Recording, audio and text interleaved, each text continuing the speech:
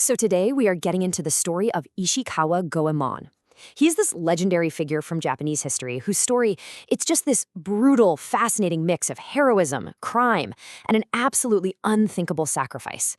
He's part Robin Hood, part ninja, and his life really blurs that line between historical fact and campfire myth, all leading up to one of the most horrific public executions you'll ever hear about.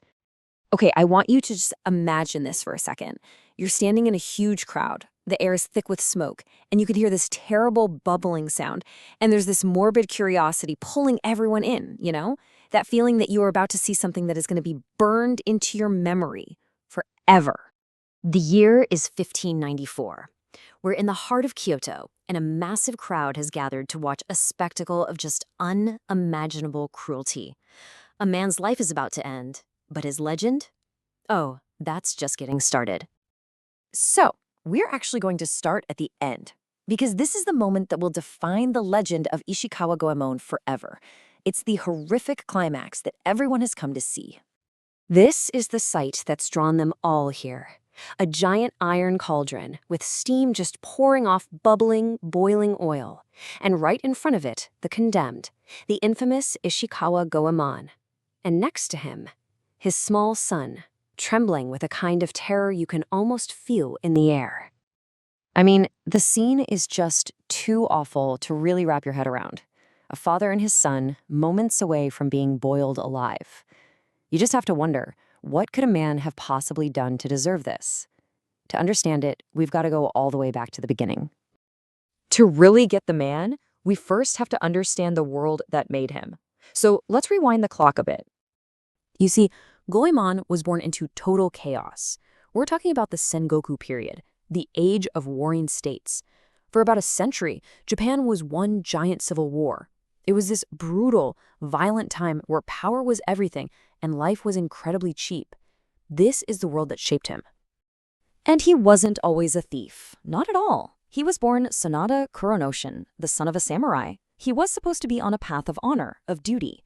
But when he was just 15, that whole path was completely obliterated. His parents were assassinated, victims of the shifting political winds, and it left him an orphan just filled with rage. So as an orphan looking for revenge, he seeks out this legendary ninja master to learn all the deadly arts of the shinobi. But that path to honor didn't last long.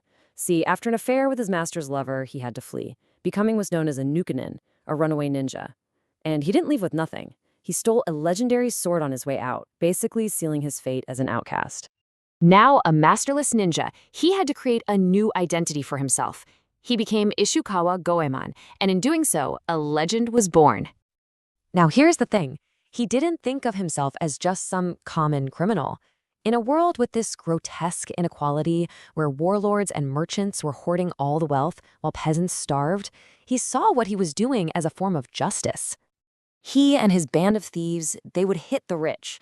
But the spoils didn't just stay with them. Stories started to spread, whispers of mysterious gifts showing up in poor villages. A bag of rice here, some coins for a beggar there, medicine for a sick child. To the common people, he wasn't a criminal at all. He was a hero. But a legend like Goemon's, well, it doesn't go unnoticed. His actions put him on a direct collision course with the single most powerful man in all of Japan. Okay, so on one side you have Goemon, the rebel, the man who defies the state. And on the other, you have Toyotomi Hideyoshi, the great unifier who is the state. Both of them actually rose up from nothing through sheer force of will, but they became complete mirror images of each other. Hideyoshi brought order, sure, but it was an order that had absolutely no room for a symbol of defiance like Goemon. And this whole clash of ideas, it quickly turned into a blood feud. When Hideyoshi's men killed Goemon's wife, Otaki, his mission completely changed. Suddenly, it wasn't about justice for the poor anymore, it was about pure vengeance against a tyrant. Goemon decided to take the fight directly to Hideyoshi himself, and this led to the one mistake that would end up costing him everything. Using every bit of his ninja skill, Goemon did the impossible. He actually slipped into Fushimi Castle and found his way to Hideyoshi's private chambers. He stood right over the sleeping ruler, his blade raised, victory just a second away. But then, the worst possible luck. His foot knocked over a tiny bell, and that sound just shattered the silence. Guards came pouring into the room, and just like that, he was trapped. At his trial, Goemon was completely defiant. He didn't beg, he didn't plead for mercy, no. Instead, he proudly confessed to everything, framing his actions not as crimes, but as a necessary rebellion against tyranny. It was an incredible final stand. Hideyoshi's response? It was just ice cold and designed for maximum cruelty. He didn't just sentence him to death, but death by boiling. And then, in this final horrifying twist, he declared that Goemon's young, completely innocent son would die with him. He wanted to erase his legacy of defiance from the world. And that brings us right back to where we started, the execution ground, that boiling cauldron, and a father who is now facing an absolutely impossible choice. What happened next became the very heart of his legend. As the guards moved to grab his son, Goemon lifted the boy high over his head, away from the oil. As he himself was lowered into that agonizing heat, he held on. And then, in a final act of both love and mercy, he plunged his son deep into the oil for a quick death, sparing him the prolonged torture. And even as his own life was ending, he held his son's body up high, a final, terrible banner of defiance. Well, Hideyoshi's plan to erase Goemon, it backfired spectacularly. The sheer horror of his execution turned him into a mythic folk hero. In this darkly ironic tribute, iron bathtubs in Japan even came to be known as Goemon-buro. His story became a huge hit in kabuki theater, and to this day, he remains this powerful symbol of resistance.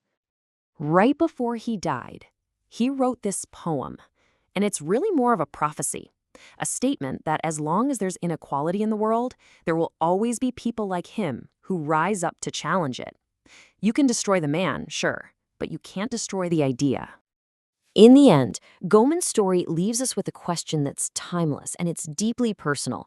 His rebellion cost him his own life and, so tragically, his son's life. And it forces us to really ask ourselves, what would we do in his place? What's the true price of justice? And who among us is willing to pay it?